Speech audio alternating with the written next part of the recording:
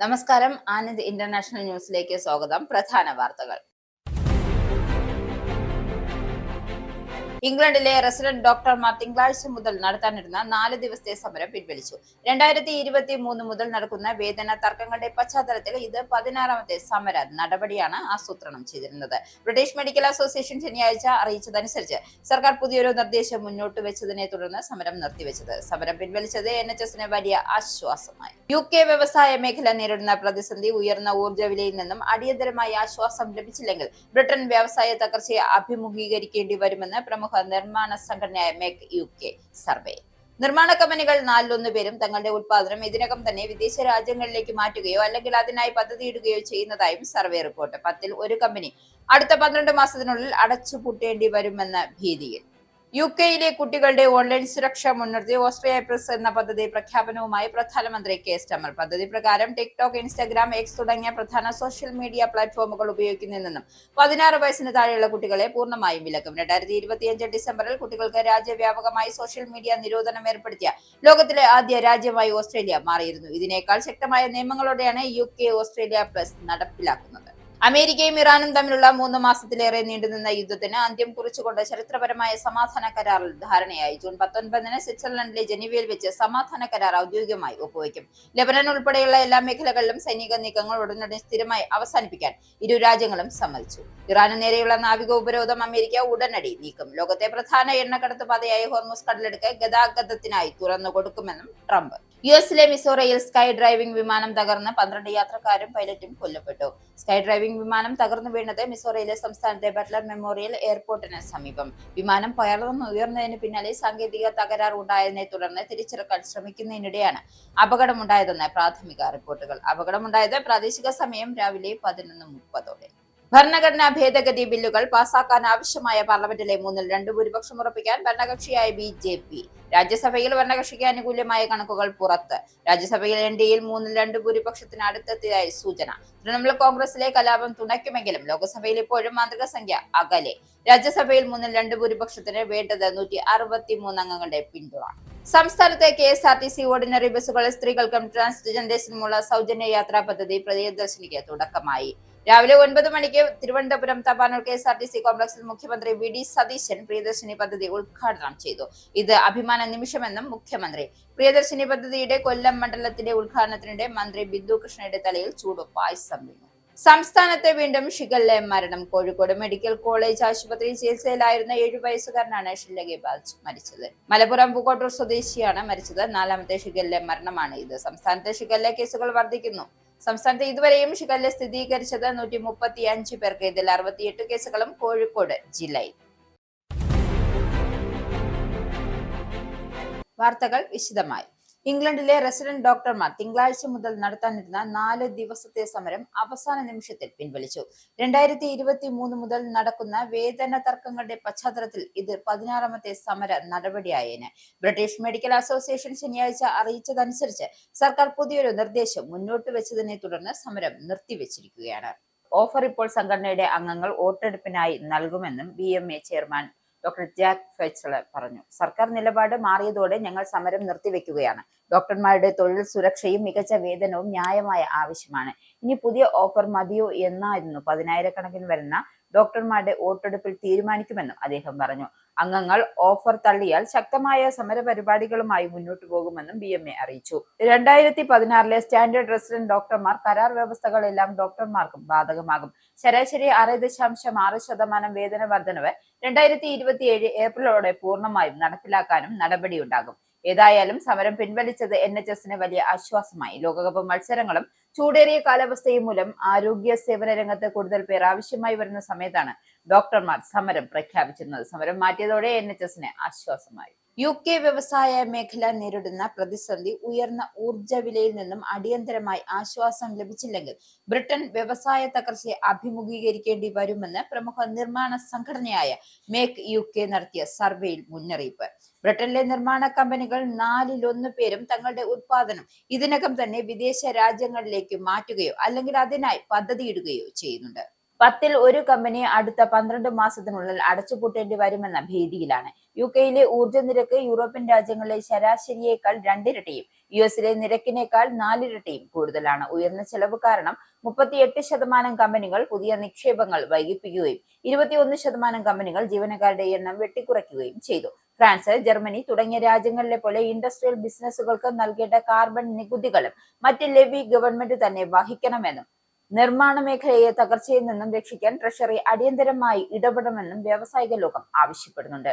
യുകെയിലെ കുട്ടികളുടെ ഓൺലൈൻ സുരക്ഷ മുൻനിർത്തി പ്രധാനമന്ത്രി കെയർ സ്റ്റാർമർ പ്രഖ്യാപിക്കാൻ പോകുന്ന ഏറ്റവും പുതിയതും കർശനവുമായ തീരുമാനമാണ് ഓസ്ട്രേലിയസ് പ്ലസ്. 2025 ഡിസംബറിൽ 16 വയസ്സിന് താഴെയുള്ള കുട്ടികൾക്ക് രാജ്യവ്യാപകമായി സോഷ്യൽ മീഡിയയിൽ നിരോധനം ഏർപ്പെടുത്തിയ ലോകത്തിലെ ആദ്യ രാജ്യമായിരുന്നു ഓസ്ട്രേലിയ. ഇതിനേക്കാൾ ശക്തമായ നിയമങ്ങളോടെയാണ് യുകെ ഇത് നടപ്പിലാക്കുന്നത് എന്നതിനാലാണ് ഇതിനെ ഓസ്ട്രേലിയ പ്ലസ് എന്ന് വിശേഷിപ്പിക്കുന്നത്. ടിക്ടോക്ക്, ഇൻസ്റ്റഗ്രാം, എക്സ് തുടങ്ങിയ പ്രധാന സോഷ്യൽ മീഡിയ പ്ലാറ്റ്ഫോമുകൾ ഉപയോഗിക്കുന്നതിൽ നിന്നും 16 വയസ്സിന് താഴെയുള്ള കുട്ടികളെ പൂർണ്ണമായും വിലക്കും. ഗെയിമിംഗ് ആപ്പുകളിലും വാട്സപ്പ് പോലുള്ള മെസ്സേജിംഗ് ആപ്പുകളും അപരിചിതമായ ചാറ്റ് ചെയ്യാനുള്ള ഓപ്ഷനുകളും നീക്കം ചെയ്തേക്കും. കൂടാതെ ലൊക്കേഷൻ ഷെയറിംഗ്, മെസ്സേജുകൾ തനിയെ അപ്രത്യക്ഷമാകുന്ന ഫീച്ചർ എന്നിവയ്ക്കും നിയന്ത്രണം വന്നേക്കാം. 18 വയസ്സ് വരെയുള്ള കുട്ടികൾ രാത്രി വൈകിയും ഫോണുകളിൽ സോഷ്യൽ മീഡിയ സ്ക്രോളിംഗ് ചെയ്യുന്നത് തടയാനുള്ള സംവിധാനങ്ങൾ ഉണ്ടാകും. പ്രണയമോ ലൈംഗികതയോ പ്രമേയമാകുന്ന AI ചാറ്റ് ബോട്ടുകൾ ഉപയോഗിക്കുന്നതിൽ നിന്നും 18 വയസ്സിന് താഴെയുള്ളവരെ പൂർണ്ണമായി വിലക്കും.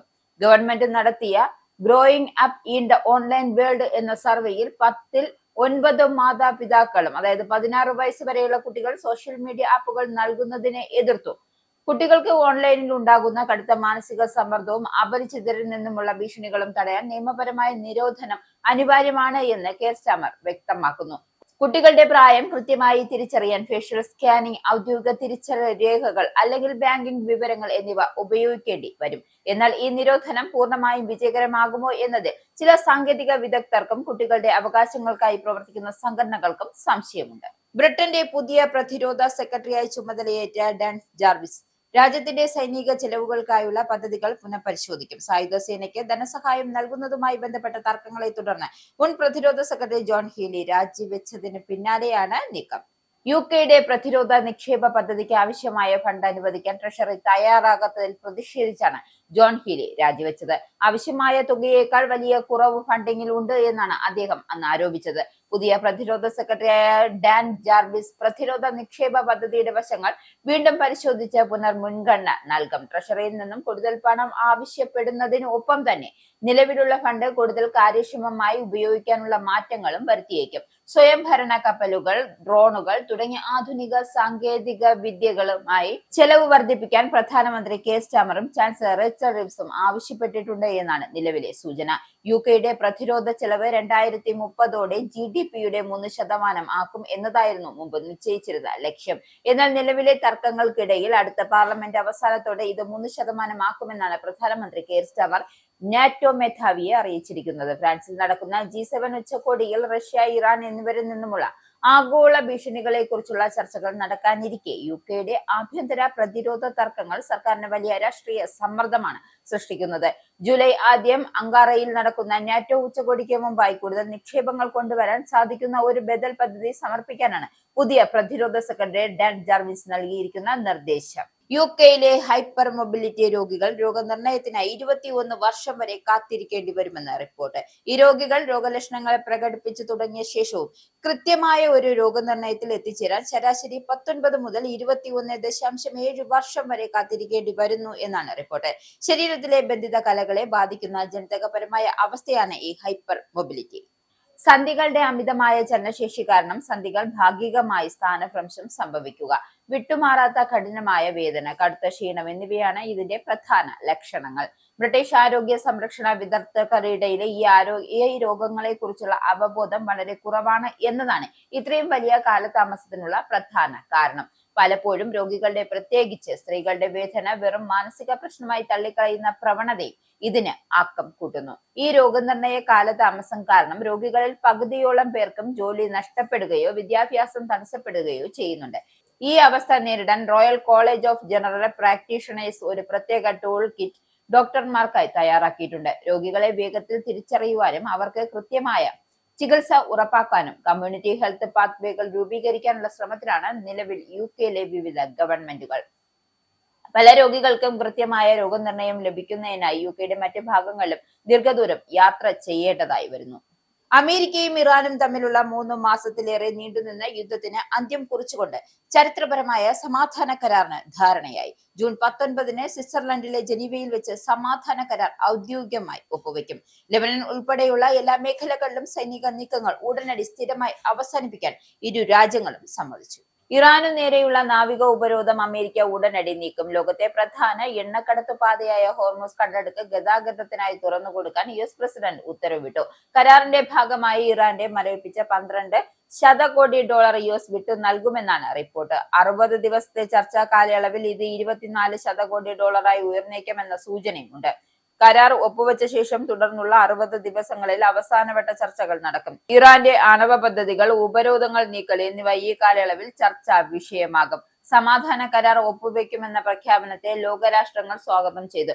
UN secretary general Antonios Guterres ഇതിനെ നിർണായക ചുവടുവയ്പ് എന്നാണ് വിശേഷിപ്പിച്ചത്. പിന്നാലെ ബ്രിട്ടൻ, ഫ്രാൻസ്, ജർമ്മനി, ഇറ്റലി എന്നീ രാജ്യങ്ങൾ ഇറാനുമേലുള്ള ഉപരോധങ്ങൾ നീക്കാൻ തയ്യാറാണെന്ന് പ്രഖ്യാപിച്ചതോടെ പശ്ചിമേഷ്യയിലെ സംഘർഷം അവസാനിക്കുവാനും മേഖലയിൽ സമാധാനം തിരികെ വരാനും വഴിയൊരുങ്ങി.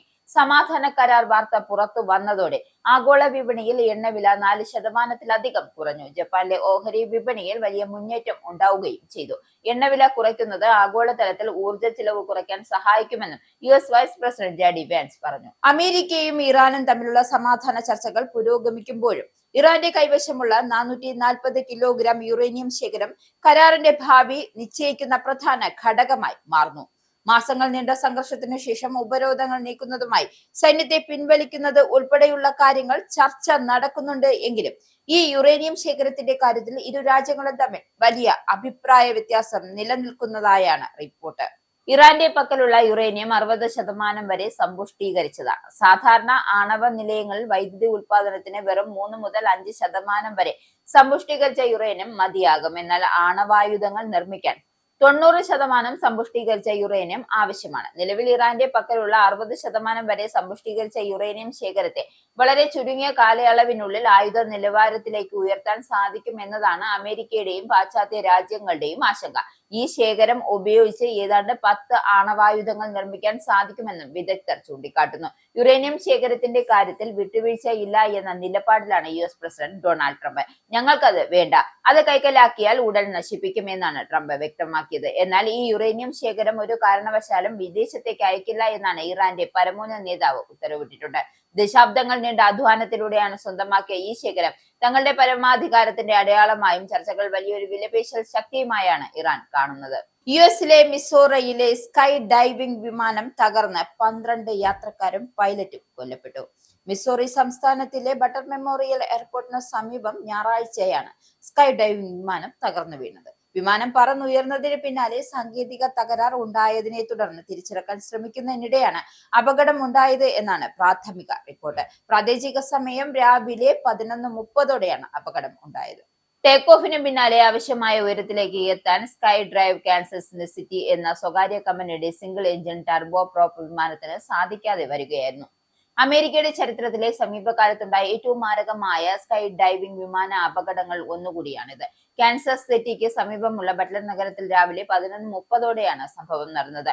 റൺവേയിൽ നിന്നും പറന്നുയർന്ന ഉടൻ തന്നെ വിമാനത്തിന് ആവശ്യമായ ഉയരം കൈവരിക്കാൻ സാധിച്ചില്ല. തുടർന്ന് വിമാനം പെട്ടെന്ന് ഇടത്തോട്ട് തിരിഞ്ഞ് റൺവേയിൽ നിന്നും ഏകദേശം 300 യാർഡ് അകലെയുള്ള പുൽമേട്ടിലേക്ക് മുക്കുകുത്തി വീഴുകയായിരുന്നു. വിമാനത്താവള അധികൃതർ ഇക്കാര്യം വിശദമാക്കുകയും ചെയ്തു. വിമാനത്താവളത്തിന്റെ ഭാഗമായ ഒരു വയലിലാണ് വിമാനം തകർന്നു വീണത്. നാഷണൽ ട്രാൻസ്പോർട്ട് സേഫ്റ്റി ബോർഡും ഫെഡറൽ ഏവിയേഷൻ അഡ്മിനിസ്ട്രേഷനും അന്വേഷണം ആരംഭിച്ചു.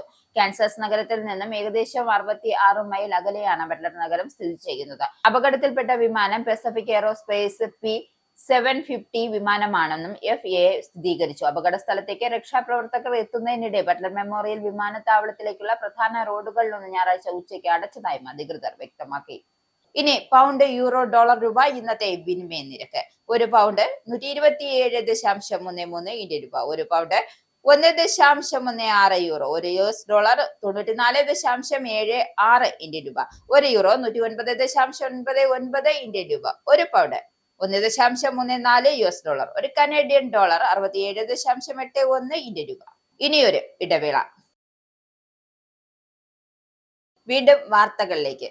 ഭരണഘടനാ ഭേദഗതി ബില്ലുകൾ പാസാക്കാൻ ആവശ്യമായ പാർലമെന്റിന്റെ 2/3 ഭൂരിപക്ഷം ഉറപ്പാക്കാനുള്ള ശ്രമം തുടരുന്ന ഭരണകക്ഷിക്ക് അനുകൂലമായി രാജ്യസഭയിലെ കണക്കുകൾ പുറത്ത്. രാജ്യസഭയിൽ NDA 2/3 ഭൂരിപക്ഷത്തിന് അടുത്തെത്തി. തൃണമൂൽ കോൺഗ്രസിലെ കലാപം തുണയ്ക്കുമെങ്കിലും ലോക്സഭയിൽ ഇപ്പോഴും മാന്ത്രിക സംഖ്യ അകലെയാണ്. നിലവിലെ രാജ്യസഭയിൽ NDAക്ക് 148 അംഗങ്ങളുടെ പിന്തുണയാണുള്ളത്. ജാർഖണ്ഡിലും മിസോറാമിലും നടക്കുന്ന രാജ്യസഭാ തിരഞ്ഞെടുപ്പുകളിൽ നിന്ന് 3 സീറ്റുകൾ കൂടി നേടാനാകും എന്നതിനാൽ അംഗസംഖ്യ 151 ഉയരും. ഇതിനു പുറമെ തൃണമൂൽ കോൺഗ്രസിൽ നിന്നും 3 രാജ്യസഭാ അംഗങ്ങൾ രാജിവെച്ചതിനെ തുടർന്ന് പശ്ചിമ ബംഗാളിൽ നടക്കുന്ന ഉപതെരഞ്ഞെടുപ്പുകളിൽ 3 സീറ്റുകളും NDAയുടെ കയ്യിലെത്തും. ഇതോടെ അംഗസംഖ്യ 154 ആകും. രാജ്യസഭയിൽ 2/3 ഭൂരിപക്ഷത്തിന് 163 അംഗങ്ങളുടെ പിന്തുണയാണ് വേണ്ടത്. നിലവിൽ ലക്ഷ്യത്തിൽ നിന്നും 9 അംഗങ്ങൾ മാത്രം അകലെയാണെന്നും NDA വ്യക്തമാക്കി.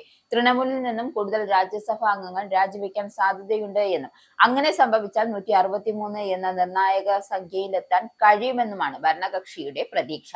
രാജ്യസഭയിൽ 2/3 ഭൂരിപക്ഷം ഉറപ്പാക്കിയാൽ ഭരണഘടനാ ഭേദഗതി ബില്ലുകൾ പാസാക്കുന്നതിൽ കേന്ദ്ര സർക്കാരിന് വലിയ നേട്ടമാകും. ചലച്ചിത്ര നടി ഗൗതമി DMKയിൽ നിന്നും രാജിവെച്ചു. പാർട്ടിയുടെ പ്രാഥമിക അംഗത്വത്തിൽ നിന്നും ഡെപ്യൂട്ടി പ്രചാരണ സെക്രട്ടറി പദവിയിൽ നിന്നും രാജിവെക്കുന്നതായി DMK ജനറൽ സെക്രട്ടറി എടപ്പാടി പളനിസ്വാമിക്ക് അയച്ച രാജിക്കത്തിൽ ഗൗതമി വ്യക്തമാക്കി. സംസ്ഥാനത്തെ നിലവിലെ രാഷ്ട്രീയ സാഹചര്യങ്ങൾ കണക്കിലെടുത്താണ് തീരുമാനമെന്നും വിശദീകരണം. രാജിക്കത്തിന്റെ വിശദാംശങ്ങൾ ഗൗതമി എക്സിലൂടെ പുറത്തുവിട്ടു. കടുത്ത വേദനയോടെയാണ് പാർട്ടി വിടുന്നതെന്നും ഇനി ജനസേവനത്തിനും സാമൂഹിക പ്രവർത്തനങ്ങൾക്കും കൂടുതൽ സമയം ചെലവഴിക്കുമെന്നും ഗൗതമി അറിയിച്ചു. തനിക്ക് എല്ലാവിധ പിന്തുണയും സഹകരണവും നൽകിയ DMKയിലെ മുൻ മന്ത്രിമാർ, ഭാരവാഹികൾ, പോഷക സംഘടനകൾ, സെക്രട്ടറിമാർ എന്നിവർക്ക് നന്ദിയും അറിയിച്ചു. DMKയിലെ മുൻ മന്ത്രിമാരും നേതാക്കളും കൂട്ടത്തോടെ പാർട്ടി വിടുന്നതിനിടയിലാണ് ഗൗതമിയുടെയും രാജി ഉണ്ടായത്. BJPയുമായുള്ള 1/4 നൂറ്റാണ്ടുകാലത്തെ ബന്ധം ഉപേക്ഷിച്ച് 2024 ഫെബ്രുവരിയിലാണ് ഗൗതമി DMKയിൽ ചേർന്നത്. കോടിക്കണക്കിന് രൂപയുടെ തന്റെ സ്വത്തുക്കൾ വ്യാജരേഖയിലൂടെ തട്ടിയെടുത്ത അഴകപ്പൻ എന്നയാളെ ചില മുതിർന്ന BJP നേതാക്കൾ പരസ്യമായി പിന്തുണച്ചു എന്നാരോപിച്ചായിരുന്നു പാർട്ടി വിട്ടത്. DMKയിൽ എത്തിയതിന് തൊട്ടു പിന്നാലെ ഡെപ്യൂട്ടി പ്രചരണ സെക്രട്ടറിയായി ഗൗതമിയെ നിയമിച്ചു. ഇക്കഴിഞ്ഞ നിയമസഭാ തെരഞ്ഞെടുപ്പിൽ രാജപാളയത്തു നിന്ന് മത്സരിക്കാൻ ആഗ്രഹം പ്രകടിപ്പിച്ചുവെങ്കിലും പാർട്ടി നേതൃത്വം ഗൗതമിക്ക് സീറ്റ് നൽകിയില്ല. എങ്കിലും പ്രചരണ രംഗത്ത് അവർ സജീവമായിരുന്നു. KSRTC ഓർഡിനറി ബസ്സുകളിൽ സ്ത്രീകൾക്കും ട്രാൻസ്ജെൻഡേഴ്സിനുമുള്ള സൗജന്യ യാത്രാ പദ്ധതി പ്രിയദർശിനിക്ക് തുടക്കമായി. രാവിലെ 9 മണിക്ക് തിരുവനന്തപുരം തമ്പാനൂർ KSRTC കോംപ്ലക്സിൽ മുഖ്യമന്ത്രി VD സതീശൻ പ്രിയദർശിനി പദ്ധതി ഉദ്ഘാടനം ചെയ്തു. ഇത് അഭിമാന നിമിഷമെന്നും മുഖ്യമന്ത്രി. അധികാരത്തിലെത്തി 1 മാസം കഴിയുന്നതിന് മുൻപ് വാഗ്ദാനം പാലിക്കാനായി. സൗജന്യ യാത്ര സ്ത്രീകൾക്ക് നൽകുന്ന ഔദാര്യമല്ല എന്നും സാമൂഹിക സാമ്പത്തിക പ്രതിഫലനം ഉണ്ടാക്കുന്ന പദ്ധതിയാണെന്നും മുഖ്യമന്ത്രി കൂട്ടിച്ചേർത്തു. സ്ത്രീകൾക്ക് അഭിമാനത്തോടെ യാത്ര ചെയ്യാം. ഞങ്ങളുടെ സർക്കാരിന്റെ വണ്ടി എന്ന് സ്ത്രീകൾക്ക് പറയാം. മിച്ചം കിട്ടുന്ന തുക എന്ത് ചെയ്യണമെന്നൊരു സ്ത്രീ എന്നോട് ചോദിച്ചുവെന്നും ചിട്ടി ചേരാൻ ഉപദേശിച്ചു എന്നും മുഖ്യമന്ത്രി പറഞ്ഞു. KSRTCയിലെ സാമ്പത്തിക ബാധ്യതയാകുന്നില്ല എന്നും മുഖ്യമന്ത്രി പറഞ്ഞു. സംസ്ഥാനത്ത് സ്ത്രീകൾക്കും ട്രാൻസ്ജെൻഡേഴ്സിനും ഓർഡിനറി ബസ്സുകളിലും 0 ടിക്കറ്റ് ലഭ്യമാക്കി തുടങ്ങി. ഔദ്യോഗിക ഉദ്ഘാടനത്തിന് ശേഷം വനിതകൾക്കൊപ്പം മുഖ്യമന്ത്രിയും മന്ത്രിമാരും ആദ്യ യാത്ര നടത്തി. KSRTCയിൽ PSC വഴി നിയമിച്ച ആദ്യ വനിതാ ഡ്രൈവറായ VP ഷീലയായിരുന്നു ഉദ്ഘാടന ബസ് യാത്രയുടെ ഡ്രൈവർ. അതേസമയം പ്രിയദർശിനി പദ്ധതിയുടെ ഉദ്ഘാടന പരിപാടി CPM പങ്കെടുത്തില്ല. സ്ത്രീകൾക്ക് സൗജന്യമുള്ള ഓർഡിനറി ബസ്സുകൾ തിരിച്ചറിയാനായി ബസ്സുകൾ പ്രിയദർശിനി സ്റ്റിക്കർ പതിച്ചിട്ടുണ്ട്. വരുമാനമോ പ്രായമോ പരിഗണിക്കാതെ പ്രത്യേക നിബന്ധനകളില്ലാതെയുമാണ് ആദ്യഘട്ടത്തിൽ ഓർഡിനറി ബസ്സുകളിൽ സൗജന്യ യാത്രാ സൗകര്യം ലഭ്യമാക്കുന്നത്. പ്രിയദർശിനി പദ്ധതിയുടെ കൊല്ലം മണ്ഡലത്തിലെ ഉദ്ഘാടനത്തിനിടെ മന്ത്രി ബിന്ദു കൃഷ്ണയുടെ തലയിൽ ചൂടുപായസം വീണു. കൊല്ലം KSRTC ഡിപ്പോയിൽ വെച്ച് നടന്ന ചടങ്ങിനിടെയായിരുന്നു സംഭവം. യൂത്ത് കോൺഗ്രസിന്റെ നേതൃത്വത്തിൽ പായസ വിതരണം ഉണ്ടായിരുന്നു. ഇത് ബസിനകത്ത് വെച്ച് വിതരണം ചെയ്യുന്നതിനിടെയായിരുന്നു പായസം മന്ത്രിയുടെ തലയിൽ വീണത്. പായസം മന്ത്രിയുടെ തലയിൽ വീണത്. പിന്നാലെ നിലവിളിയോടെ സീറ്റിൽ നിന്നും മന്ത്രി ചാടി എഴുന്നേൽക്കുകയായിരുന്നു. ഒപ്പമുണ്ടായിരുന്നവർ ഷാളും മറ്റും ഉപയോഗിച്ച് മുഖവും തലയും വൃത്തിയാക്കി. ഇതിനിടെ മന്ത്രി ദേഷ്യപ്പെടുകയും ചെയ്തു. തുടർന്ന് ചിന്നക്കടവ് വരെ ബസ്സിൽ യാത്ര ചെയ്ത മന്ത്രി മടങ്ങുകയായിരുന്നു. ഇന്ന് രാവിലെയായിരുന്നു പ്രിയദർശിനി സൗജന്യ യാത്രാ പദ്ധതിയുടെ ഉദ്ഘാടനം നടന്നത്. മുഖ്യമന്ത്രി VD സതീശനായിരുന്നു പദ്ധതിയുടെ സംസ്ഥാനതല ഉദ്ഘാടനം നിർവഹിച്ചത്. 3125 ബസ്സുകളിലാണ് സൗജന്യ യാത്രാ സൗകര്യം ലഭ്യമാവുക. ഓർഡിനറി ബസ്സുകളുടെ സബ് ക്ലാസ് ലിസ്റ്റ് കഴിഞ്ഞ ദിവസം KSRTC പുറത്തിറക്കിയിരുന്നു. സ്ത്രീകൾക്ക് സൗജന്യ യാത്ര അനുവദിക്കുന്ന ബസ്സുകളുടെ പട്ടികയായിരുന്നു KSRTC പുറത്തുവിട്ടത്. ഓർഡിനറി വിഭാഗത്തിലെ 7 ക്ലാസുകളിലെ സ്ത്രീകൾക്കാണ് സൗജന്യ യാത്ര ലഭിക്കുക. Ordinary, city ordinary, limited stop ordinary, town to town, fare, stage, limited stop, point to point ordinary, ഗ്രാമവണ്ടി എന്നീ ക്ലാസുകളിലാണ് സൗജന്യ യാത്ര ലഭ്യമാകുക. എല്ലാ പ്രായത്തിലുള്ള സ്ത്രീകൾക്കും ട്രാൻസ്ജെൻഡേഴ്സിനും ഇതിന്റെ ഗുണഭോക്താക്കൾ ആവാൻ സാധിക്കും. സംസ്ഥാനത്ത് വീണ്ടും ഷിഗല്ല മരണം. കോഴിക്കോട് മെഡിക്കൽ കോളേജ് ആശുപത്രിയിൽ ചികിത്സയിലായിരുന്ന 7 വയസ്സുകാരൻ മരിച്ചു. മലപ്പുറം പൂക്കോട്ടൂർ സ്വദേശിയാണ് മരിച്ചത്. ഈ വർഷം 4ാമത്തെ ഷിഗല്ല മരണമാണ് സ്ഥിരീകരിക്കുന്നത്. സംസ്ഥാനത്ത് ഷിഗല്ല കേസുകൾ കൂടുകയാണ്. ജനുവരി മുതൽ 135 ആളുകളാണ് സംസ്ഥാനത്ത് ഇതുവരെയും ഷിഗല്ല സ്ഥിരീകരിച്ചത്. ഇതിൽ 68 കേസുകളും കോഴിക്കോട് ജില്ലയിലാണ്. നിലവിൽ മെഡിക്കൽ കോളേജിൽ ചികിത്സയിലുള്ള 1 വയസ്സുകാരന്റെയും ആരോഗ്യനില ഗുരുതരമായി തുടരുകയാണ്. അതിനിടെ ഷിഗല്ല സാന്നിധ്യം കണ്ടെത്തിയതിനെ തുടർന്ന് മലപ്പുറം തിരൂരങ്ങാടിയിൽ ഇളനീർ പാർലർ അടച്ചു. തിരൂരങ്ങാടി കോക്കോ ഗ്രീൻ എന്ന സ്ഥാപനമാണ് ഭക്ഷ്യസുരക്ഷാ വകുപ്പ് അധികൃതർ അടപ്പിച്ചത്.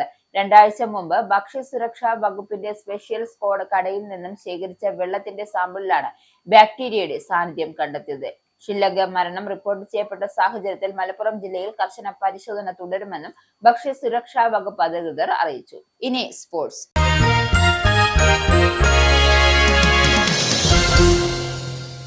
ലോകകപ്പിൽ തകർപ്പൻ ജയത്തോടെ സ്വീഡൻ. ഗ്രൂപ്പ് എഫ് മത്സരത്തിൽ 1-നെതിരെ 5 ഗോളുകൾക്ക് സ്വീഡൻ ടുണീഷ്യയെ തകർത്തെറിഞ്ഞു. മത്സരത്തിലുടനീളം മികച്ച മുന്നേറ്റങ്ങളാണ് സ്വീഡൻ നടത്തിയത്. യാസിൻ അയാരി 2 ഗോൾ നേടി. മത്സരത്തിന്റെ തുടക്കം നിരനിരയായുള്ള സ്വീഡന്റെ മുന്നേറ്റങ്ങളാണ് മൈതാനത്ത് കണ്ടത്. 5ാം മിനിറ്റിൽ വിക്ടർ ഗ്യോഗോസ്കർ ഗോളിനെടുത്തെടുത്തി. പക്ഷേ ലക്ഷ്യത്തിലെത്താനായില്ല. 2 മിനിറ്റുകൾക്ക് ശേഷം സ്വീഡൻ ലീഡ് എടുത്തു. യാസിൻ അയാരിയാണ് വലകുലിക്കിയത്. പിന്നീട് ടുണീഷ്യ തിരിച്ചടിക്കാനുള്ള ശ്രമങ്ങൾ ആരംഭിച്ചു. മുന്നേറ്റങ്ങൾക്ക് വേഗത കൂട്ടി. എന്നാൽ 30ാം മിനിറ്റിൽ 2ാം ഗോളും നേടി സ്വീഡൻ ലീഡ് ഉയർത്തി. അലക്സാണ്ടർ ഇസാക്കാണ് ഗോൾ സ്കോറർ. ഗോളടിച്ചതിന് പിന്നാലെ സ്വീഡൻ ആക്രമണ ഫുട്ബോളിലൂടെ മുന്നേറിക്കൊണ്ടായിരുന്നു. എന്നാൽ ആദ്യ പകുതി അവസാനിക്കുന്നതിന് മുമ്പ് ടുണീഷ്യ 1 ഗോൾ മടക്കി. 43ാം മിനിറ്റിൽ ഒമർ റക്കിക്കയാണ് തിരിച്ചടിച്ചത്. ആദ്യ പകുതിയിൽ 2-1 സ്വീഡൻ മുന്നോട്ട് നിന്നു. 2ാം പകുതിയിലും സമാനമായിരുന്നു സ്ഥിതി. ടുണീഷ്യൻ ബോക്സിൽ നിരന്തരം സ്വീഡൻ താരങ്ങൾ കയറിയിറങ്ങി. സ്വീഡന്റെ മുന്നേറ്റങ്ങളെ പ്രതിരോധിക്കാൻ ടുണീഷ്യൻ പ്രതിരോധ നിര വല്ലാതെ ബുദ്ധിമുട്ടി. കളി അല്പം പരുക്കമായിരുന്നു. 59ാം മിനിറ്റിൽ ഗ്യോക്കെറസിലൂടെ സ്വീഡൻ 3ാം ഗോളും കണ്ടെത്തി. കളി അവസാനിക്കാൻ മിനിറ്റുകൾ മാത്രം ബാക്കി നിൽക്കെ സ്വീഡൻ 2 ഗോളുകൾ കൂടി നേടി. 84ാം മിനിറ്റിൽ മാത്യാസ് സാൻസ്ബർഗും ഇഞ്ചുറി ടൈമിൽ യാസിയാനും പട്ടിക തികച്ചു. അതോടെ ടുണീഷ്യൻ പതനം പൂർണ്ണമായി. പ്രധാന വാർത്തകൾ ഒരിക്കൽ കൂടി. ഇംഗ്ലണ്ടിലെ റെസിഡന്റ് ഡോക്ടർമാർ തിങ്കളാഴ്ച മുതൽ നടത്താനിരുന്ന 4 ദിവസത്തെ സമരം പിൻവലിച്ചു. 2023 മുതൽ നടക്കുന്ന വേതന തർക്കങ്ങളുടെ പശ്ചാത്തലത്തിൽ ഇത് 16ാമത്തെ സമര നടപടിയാണ് ആസൂത്രണം ചെയ്തിരുന്നത്. ബ്രിട്ടീഷ് മെഡിക്കൽ അസോസിയേഷൻ ശനിയാഴ്ച അറിയിച്ചതനുസരിച്ച് സർക്കാർ പുതിയൊരു നിർദ്ദേശം മുന്നോട്ട് വെച്ചതിനെ തുടർന്ന് സമരം നിർത്തിവെച്ചത്. സമരം പിൻവലിച്ചത് NHSന് വലിയ ആശ്വാസമായി. UK വ്യവസായ മേഖല നേരിടുന്ന പ്രതിസന്ധി ഉയർന്ന ഊർജ്ജ വിലയിൽ നിന്നും അടിയന്തരമായ ആശ്വാസം ലഭിച്ചില്ലെങ്കിൽ ബ്രിട്ടൻ വ്യവസായ തകർച്ചയെ അഭിമുഖീകരിക്കേണ്ടി വരുമെന്ന് പ്രമുഖ നിർമ്മാണ സംഘടനയായ മേക്ക് UK സർവേ. നിർമ്മാണ കമ്പനികൾ 4-1 പേരും തങ്ങളുടെ ഉൽപാദനം ഇതിനകം തന്നെ വിദേശ രാജ്യങ്ങളിലേക്ക് മാറ്റുകയോ അല്ലെങ്കിൽ അതിനായി പദ്ധതിയിടുകയോ ചെയ്യുന്നതായും സർവേ റിപ്പോർട്ട്. 10ൽ 1 കമ്പനി അടുത്ത 12 മാസത്തിനുള്ളിൽ അടച്ചുപൂട്ടേണ്ടി വരുമെന്ന ഭീതിയിൽ. UK-യിലെ കുട്ടികളുടെ ഓൺലൈൻ സുരക്ഷ മുൻനിർത്തി ഓസ്ട്രിയ പ്ലസ് എന്ന പദ്ധതി പ്രഖ്യാപനവുമായി പ്രധാനമന്ത്രി കെ സ്റ്റാമർ. പദ്ധതി പ്രകാരം ടിക്ടോക്ക്, ഇൻസ്റ്റാഗ്രാം, എക്സ് തുടങ്ങിയ പ്രധാന സോഷ്യൽ മീഡിയ പ്ലാറ്റ്ഫോമുകൾ ഉപയോഗിക്കുന്നതിൽ നിന്നും 16 വയസ്സിന് താഴെയുള്ള കുട്ടികളെ പൂർണ്ണമായും വിലക്കും. 2025 ഡിസംബറിൽ കുട്ടികൾക്ക് രാജ്യവ്യാപകമായി സോഷ്യൽ മീഡിയ നിരോധനം ഏർപ്പെടുത്തിയ ലോകത്തിലെ ആദ്യ രാജ്യമായി ഓസ്ട്രേലിയ മാറിയിരുന്നു. ഇതിനേക്കാൾ ശക്തമായ നിയമങ്ങളോടെയാണ് UK ഓസ്ട്രേലിയ പ്ലസ് നടപ്പിലാക്കുന്നത്.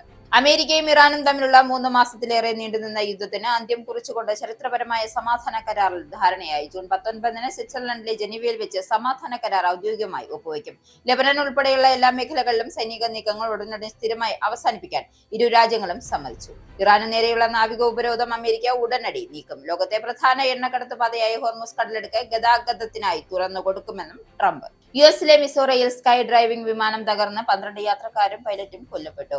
സ്കൈ ഡ്രൈവിംഗ് വിമാനം തകർന്നു വീണത് മിസോറയിലെ സംസ്ഥാനത്തെ ബട്ട്ലർ മെമ്മോറിയൽ എയർപോർട്ടിന് സമീപം. വിമാനം ഉയർന്നതിന് പിന്നാലെ സാങ്കേതിക തകരാർ ഉണ്ടായതിനെ തുടർന്ന് തിരിച്ചിറക്കാൻ ശ്രമിക്കുന്നതിനിടെയാണ് അപകടമുണ്ടായതെന്ന് പ്രാഥമിക റിപ്പോർട്ടുകൾ. അപകടമുണ്ടായത് പ്രാദേശിക സമയം രാവിലെ 11:30ഓടെ. ഭരണഘടനാ ഭേദഗതി ബില്ലുകൾ പാസാക്കാൻ ആവശ്യമായ പാർലമെന്റിലെ 3-2 ഭൂരിപക്ഷം ഉറപ്പിക്കാൻ ഭരണകക്ഷിയായ BJP. രാജ്യസഭയിൽ ഭരണകക്ഷിക്ക് അനുകൂലമായ കണക്കുകൾ പുറത്ത്. രാജ്യസഭയിൽ NDAയിൽ 3-2 ഭൂരിപക്ഷത്തിന് അടുത്തെത്തിയതായി സൂചന. തൃണമൂൽ കോൺഗ്രസിലെ കലാപം തുണയ്ക്കുമെങ്കിലും ലോക്സഭയിൽ ഇപ്പോഴും മാന്ത്രിക സംഖ്യ അകലെ. രാജ്യസഭയിൽ 3-2 ഭൂരിപക്ഷത്തിന് വേണ്ടത് 163 അംഗങ്ങളുടെ പിന്തുണ.